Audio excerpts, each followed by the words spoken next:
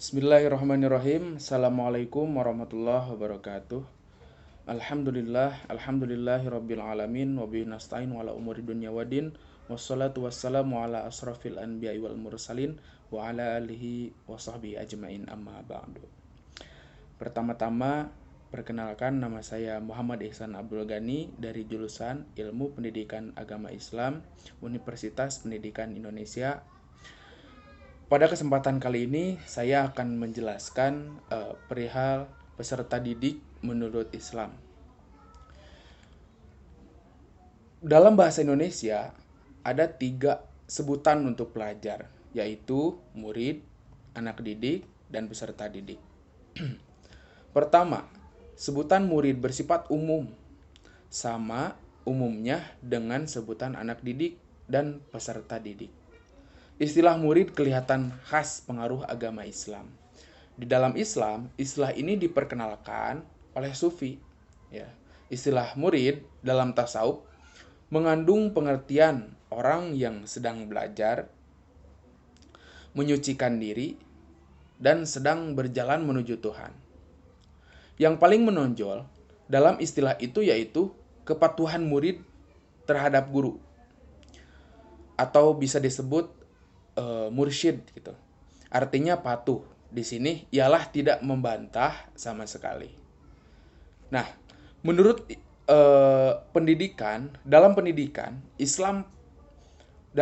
Islam ya, peserta didik adalah individu yang sedang berkembang baik secara fisik, psikologis, dan religius dalam mengurangi kehidupan di dunia dan akhirat kelak. Definisi ini memberi arti bahwa peserta didik merupakan individu yang belum dewasa, yang karenanya memerlukan orang lain untuk menjadikan dirinya dewasa. Ya, seperti itu. Dalam istilah lain, anak kandung merupakan peserta didik dalam keluarga. Ya, atau bisa disebut ketika orang tua atau ibu melahirkan, itu peserta didik bagi ibunya gitu. Nah, murid adalah peserta didik di sekolah ya. Anak-anak penduduk adalah peserta didik bagi masyarakat sekitarnya. Ya, dan umat beragama menjadi peserta didik ruhaniawan ya dalam suatu agama. Dalam istilah tasawuf, peserta didik seringkali ya dengan disebut dengan murid gitu atau thalib gitu. Secara etimologi, murid berarti orang yang menghendaki, sedangkan menurut arti terminologi, murid adalah pencari hakikat di bawah pembimbing dan arahan seorang pembimbing spiritual atau mursyid. Sedangkan thalib dalam bahasa yaitu bahasa Arab ya, berarti orang yang mencari itu. Sedangkan menurut istilah tasawuf adalah penempuh jalan spiritual yang berusaha keras menempuh dirinya untuk mencapai derajat sufi gitu. Penyebutan murid ini juga dipakai untuk menyebut peserta didik pada sekolah tingkat dasar, menengah ya. Sementara untuk perguruan tinggi ya lazimnya disebut dengan mahasiswa ya yang sedang kita jalanin gitu ya, atau bisa disebut thalib. Dasar-dasar kebutuhan anak untuk memperoleh peserta didik atau untuk memperoleh pendidikan, secara kodrati anak membutuhkan diri orang tuanya. Dasar-dasar kodrat ini dapat dimengerti dari kebutuhan-kebutuhan dasar yang dimiliki oleh setiap anak ya dalam kehidupannya. Dalam hal ini, keharusan untuk mendapatkan pendidikan itu jika diamati lebih jauh sebenarnya mengandung aspek-aspek kepentingan ya, antara lain ya. Yang pertama adalah ada aspek pedagogis, yang kedua ada aspek sosiologi dan kultural, yang ketiga ada aspek tauhid. Ya, mari kita bahas satu persatu. Ya. Aspek pedagogis adalah ya, dalam aspek ini gitu ya, para pendidik mendorong manusia ya sebagai animal education gitu, atau makhluk yang memerlukan pendidikan ya. Dalam kenyataannya manusia dapat dikategorikan ya, ya, dapat dikategorikan sebagai animal ya, atau kasarnya seperti hewan lah gitu ya, atau makhluk hidup. Ya artinya binatang ya, yang dapat dididik ya, serta binatang pada umumnya tidak dapat dididik gitu ya. Seperti ini contohnya. Manusia dengan kucing ya. Manusia itu mempunyai otak, sedangkan kucing itu tidak mempunyai gitu, atau akal pikiran ya, bukan otak ya, akal pikiran ya, seperti itu. Nah, gitu. Itu untuk aspek pedagogis ya. Nah, untuk yang kedua yaitu aspek sosiologi dan kultural ya.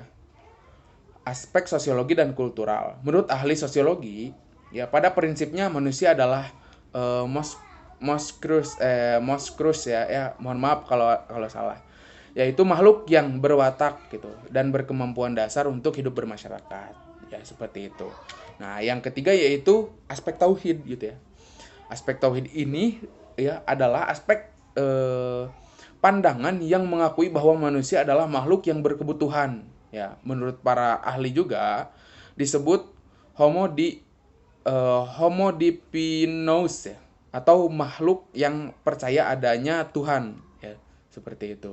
Atau disebut juga homo religius ya, atau makhluk yang beragama. Nah, seperti itu. Nah, kali ini kita akan menjurus ya ke dalam penafsiran ayat ya. Ya, saya akan menjelaskan dari Quran surat Al-Baqarah ayat 31 yang berbunyi seperti ini. A'udzu billahi minasyaitonir rajim. Bismillahirrahmanirrahim. Wa 'allama Adama al-asma'a kullaha ثم أعرضهم على الملائكة فقال أنبئوني بأسماء هؤلاء إن كنتم صادقين. Ya, seperti itu. Yang artinya, dan dia mengajarkan kepada Adam nama-nama benda-benda seluruhnya. Kemudian mengemukakannya kepada para malaikat, lalu berfirman, sebutkanlah kepadaku nama-nama benda itu jika kamu memang orang-orang yang benar. Nah, saya akan menjelaskan ayat satu kata per satu kata ya. Artinya, wa'allama, dan dia mengajarkan Adama kepada Nabi Adam al-asma'a, yaitu nama-nama gitu ya. Kullaha, seluruhnya. Summa, kemudian arodohum, dia mengemukakannya alal malaikah, kepada para malaikat. Faqala, maka dia berfirman ya, ambiuni, terangkanlah kepadaku ya, bi asma'i, dengan nama-nama gitu, haulai, ini semua gitu, in, jika, kuntum, kalian adalah shodiqin, orang-orang yang benar. Nah, begitu. Dari asbabun nuzul ya ayat ini, yaitu kisah ya atau dialog yang terjadi antara Allah Subhanahu wa taala dengan para malaikatnya ini, dengan semacam perumpamaan gitu ya. Perumpamaan antara percakapan Allah dengan Nabi Adam ya, dengan menampilkan makna-makna abstrak ya dalam bentuk hal-hal yang kasat mata agar lebih mudah dipahami akal manusia gitu. Dalam kisah ini dijelaskan ya betapa tingginya Allah memuliakan manusia. Ya, yaitu dengan dipilihnya Adam sebagai khalifah ya di muka bumi ini, serta diajarinya ya bahasa-bahasa yang tidak diketahui oleh para malaikat. Nah, hal ini mengharuskan manusia berfirman kepada Sang Pencipta yang maha mulia ini, siapapun tidak patut ingkar dan menantang gitu. Kisah ini ya masih merupakan kelanjutan ayat sebelumnya ya, yang berisi celaan terhadap orang-orang kafir dan meningkatkan mereka akan karunia-Nya Allah kepada mereka. Nah, dari makna keseluruhannya yaitu ya, jadi makna keseluruhannya ayat ini menerangkan bahwa Allah mengajarkan kepada Adam alaihissalam nama-nama dan tugasnya, fungsi seperti tugas dan fungsinya ya, seperti nabi dan rasul gitu ya, dan tugas dan fungsinya sebagai pemimpin umat gitu. Manusia memang makhluk yang dapat dididik gitu ya, atau bisa disebut educable ya, bahkan harus dididik gitu ya. Karena ketika baru lahir ya, baru lahir bayi, manusia tidak dapat berbuat apa-apa ya. Bahkan ketika bayi lahir pun itu layaknya seperti kertas kosong yang tidak ada tintanya sama sekali gitu. Nah, anggota badannya dan otaknya serta akalnya masih lemah ya.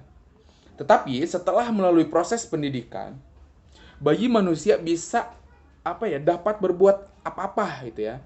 Kemudian berkembang dan melalui pendidikan yang baik, apa saja yang dapat dilakukan manusia tersebut gitu ya. Nah, Adam sebagai manusia pertama yang belum ada manusia lain ya yang mendidiknya.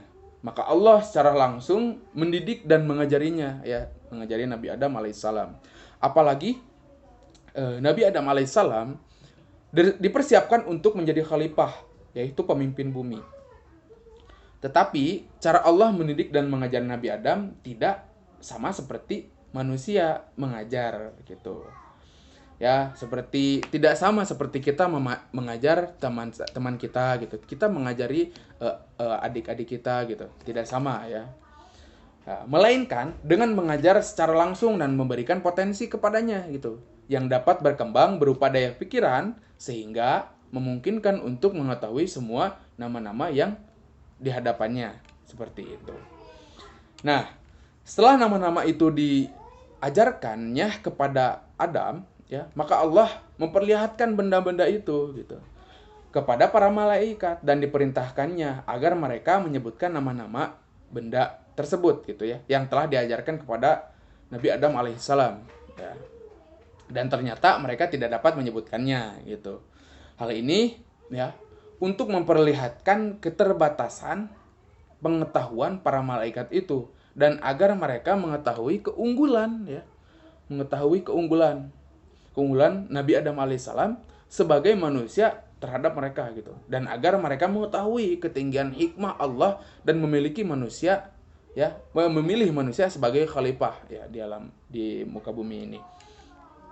Nah, hal ini juga menunjukkan bahwa jabatan khalifah yaitu mengatur segala sesuatu yang menegakkan kebenaran ya dan keadilan di muka bumi ini. Memerlukan pengetahuan yang banyak dan kemampuan serta daya pikir yang kuat. Nah, kali ini saya akan melihat dari pendapat para mufasirin gitu ya. Pendapat para mufasir itu seperti apa. Nah, dari yang saya baca dari tafsir Al-Munir ya, yaitu Al-Asy'ari ya, Al-Jubai dan Al-Ka'bi ya, berargumen ya dengan ayat-ayat, dan dia mengalirkan kepada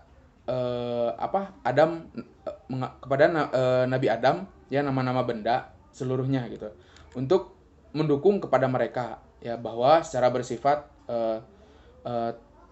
takifi gitu ya. Itu menurut dari yang saya baca di tafsir Al-Munir ya.